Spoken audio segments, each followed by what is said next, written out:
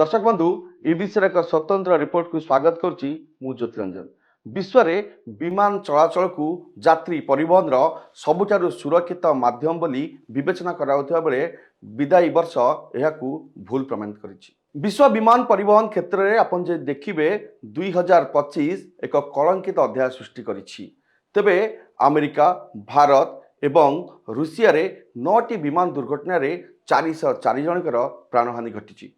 तेबे गुजरात अहमदाबाद प्लेन दुर्घटना रे जे देखिबे 260 जनकर प्राणहानि घटिछि। तेबे विश्वर विभिन्न स्थान रे गुरुत्वपूर्ण विमान दुर्घटना रे केते जन यात्री प्राण जाइछि एवं दुर्घटनार कारण सब कौन रहितिला एवं केभली भाबे दुर्घटना घटितिला से नै आसन देखिबा एक स्वतंत्र वीडियो।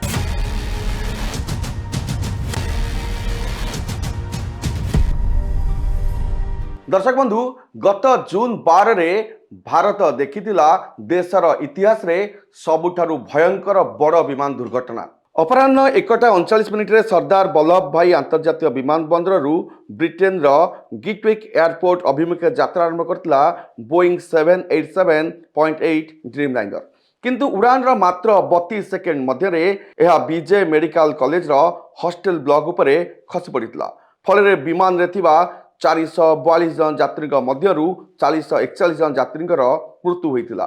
सौभाग्यवशत जने यात्री इमरजेंसी डोर देई तलकु डेई बर्ती जाइथिले। हॉस्टेल संपूर्ण धराशायी हो जाइथिया बेले सेठारे थिबा 19 जन छात्र छात्रींकर मध्य प्राण हराइथिले। एही घातक दुर्घटना परे देश रे विमान यात्री सुरक्षा को नहीं एक विराट प्रश्न उठिथिला। दैत्य इंजिन को इंधन तैल जोगान पर उद्दिष्ट बटन हठात रन मोड रु कट ऑफ मोड को चली जाई बंद हो जाइतिला। कॉकपिट नियंत्रण व्यवस्था विफल हो जिवा नै एयरक्राफ्ट एक्सीडेंट इन्वेस्टिगेशन ब्यूरो प्राथमिक तदंत रु जना पड़िथिला। एही विमान दुर्घटना रे गुजरात रो पूर्वतन मुख्यमंत्री तथा भाजपा नेता विजय रूपानी को परलोक होइतिया बेले खसीथिबा स्थान रे अनेक आहत होइथिले। सेहीपरि जुलाई 24 रे आपन जे देखिबे रशिया एक विमान चाइनार सीमावर्ती अंचल रे दुर्घटनाग्रस्त होइथिला।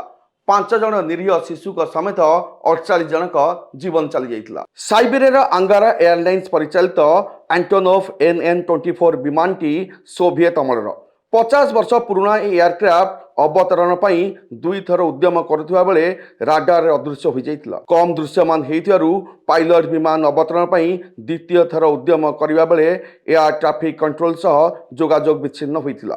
उद्धारकारी टीम विमान जली जाइथिबा फूज लेगर एवं विभिन्न अंश ठाब करिया परे पायलट को त्रुटि किंबा वैषयिक त्रुटि जो विमान घटिथिबा कुहा जाइथिला। तो सेही भली जनवरी 31 तारिख रे अमेरिकार एक विमान तैल इंधन भरिया को जाउथिबा बेले एक कोठा उपरे खसी पड़िथिला। तेबे अमेरिकार उत्तर पूर्व फिलाडेल्फिया विमान बंदर रु एक air ambulance Tijuana international airport अभिमुखे इंधन भर्ती करिया को जाउथिला। मेड जेट्स फ्लाइट 056 उड़ान रो किछि समय परे कोस्टार गार्डन्स निकट रे कोठा उपरे खसी पड़िथिला। फल विमान थिबा जने रोगी समेत 6 जनकर मृत्यु घटिथिला। विमान की दुर्घटनाग्रस्त होई जो कोठा गुडी को धक्का देइथिला सेठारे थिबा 2 जनकर मृत्यु घटिया सहित 23 जन आहत होइथिले। सेही समय विमान सह कोठा गुडी को जली जाउथवा दृश्य अनेकଙ୍କୁ चकित करथिला। सेहीपरि जनवरी 29 तारिख रे अमेरिकार ईगल फ्लाइट आकाश रे उड़ान भरुथुवा बेले एक युद्ध विमान सहित दुर्घटना होइतिला।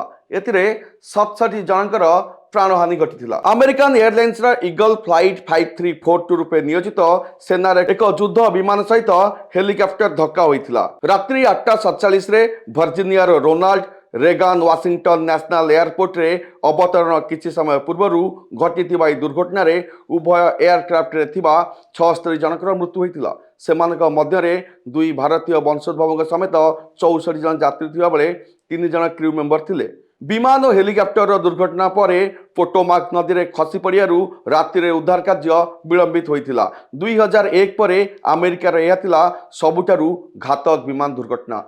सेहीपरि 2009 परे प्रथम थर पई देशर कोनसी कमर्शियल पैसेंजर फ्लाइट दुर्घटनाग्रस्त होइतिला। केंद्रीय अमेरिका राष्ट्र हिंडुरास रे गत मार्च 17 रे एक भयंकर विमान दुर्घटना घटिला।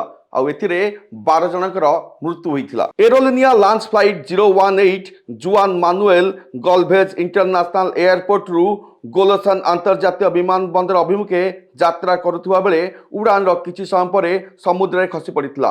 ବିମାନରେ ଥିବା 17 ଯାତ୍ରୀଙ୍କ ମଧ୍ୟରୁ 12 ଜଣଙ୍କର ମୃତ୍ୟୁ ଘଟିଥିଲା। 1 କିମି ଦୂରରେ ଏହାର ଭଗ୍ନାବଶେଷ ଠାବ ହୋଇଥିଲା। ସେହିପରି ଯେ ଦେଖିବା Thailand Royal Thai Police wing एक विमान दुर्घटन 6 जन प्राण हराई। रॉयल थाई पुलिस विंग एक विमान हुआहिन एयरपोर्ट रु एप्रिल 25 रे उड़ान आरंभ करिया मात्रे समुद्र में खसी पड़ा।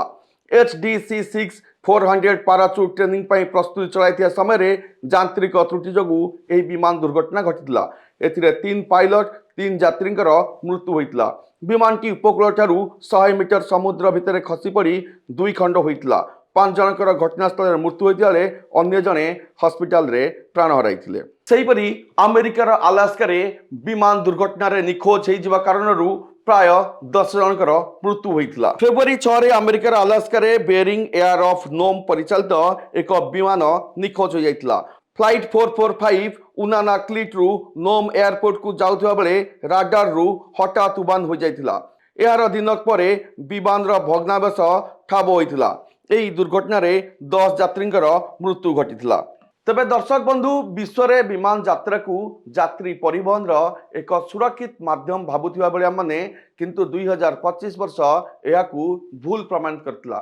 प्राय 404 जनक जीवन जाइथिबा बेले अनेक एथिरे आहत होइछंती। तबे आगामी दिन रे ए सबु समस्या न आसु जे देखिबा चलित वर्ष शेष आड़कू इंडिगो विमान रो क्राइसिस मध्य समस्तंकर दृष्टि आकर्षण करितला। अनेक लोक इंडिगो रे यात्रा करिया पई नाही नथिबा समस्यार सम्मुखीन होइतिले।